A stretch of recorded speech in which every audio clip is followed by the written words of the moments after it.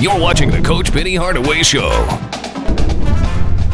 The UCF Knights, they were tabbed the #1 team in the preseason by the experts. They said the Knights would go through the league. They came in with 15 wins, 5-1, and there's the mountain man. That would be Tacko Fall, and you've come up with a game plan for him, and boy, did all this work. Yeah, I mean, we knew that he was a force on the offensive end and the defensive end, but offensively, we knew that he was going to try to get close to the basket as he could. Our game plan was to push him away from the basket and get him to put the ball on the ground and then come and help. And Isaiah Maurice started on him and did a great job.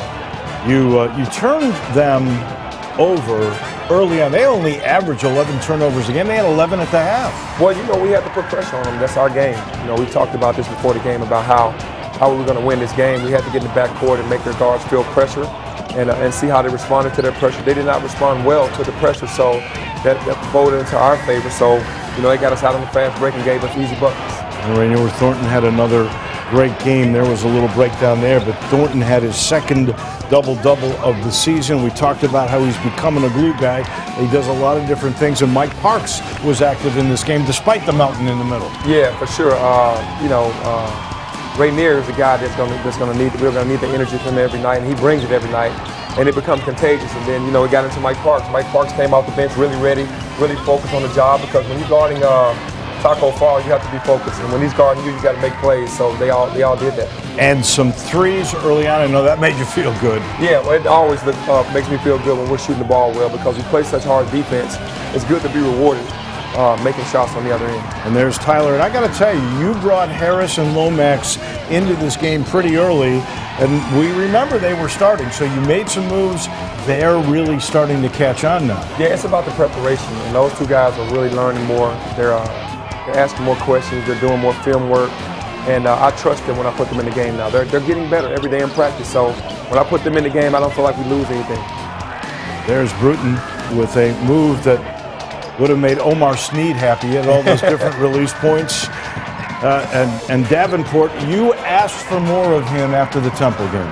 Yeah, I did, and we put a lot of pressure on keeping him because he's our second leading scorer, and he can get it going on any given night, and he rebounds the ball as well as anyone on our team.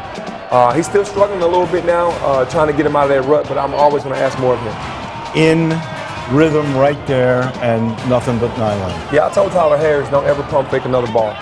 You know, you shoot the ball too well to be pump faking the ball. Just trust your shot and then get shots up. It helps us. It hurts the team when you don't shoot those shots. Not to take anything away from UCF here, but your energy was so much better than theirs. Well, we had to play desperate. You know, we knew that we needed this win, and we wanted to protect home court. The short week that we had to prepare, the guys were really focused and locked in, and it showed during the game. There was a good pump fake, and Lomax with the great little give, and that's unselfish play right there. Jones can really dish the ball. Yeah, Twan was another guy that really didn't get it going yesterday, but we're not worried about him because he is very unselfish, and he can play make. I have to do a better job of getting the ball in his hands and letting him do what he does best. And you know, he'll be coming back for the next game for sure. Strong. 8 threes in this game after all those misses. And if you're clicking in and out, and look, he's starting to warm up. Alex Lomax, now you really have a bunch of different weapons. Well, you know what? That's just because of the work that we put in. We've been putting extra work in on these guys. Jump shots, the floaters, the ball handling, and it's starting to show in the games. Guys that were shooting the ball poorly in the first half of the season are shooting it better now. And we're confident that everybody's going to start shooting the ball better because we're putting that work in. I think Thornton missed that one to get that.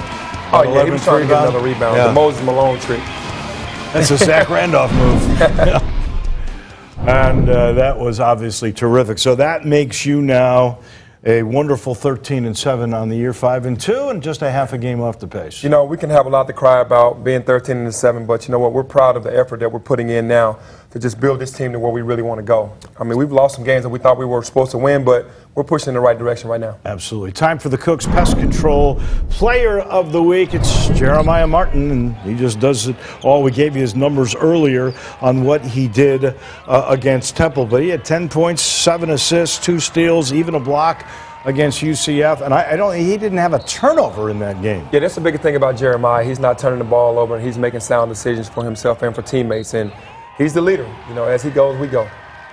And he goes to get honors every week, including this week, the Cooks Pest Control Player of the Game. We come back in a minute. We've got inside access up close and Personal with Kareem Bruton.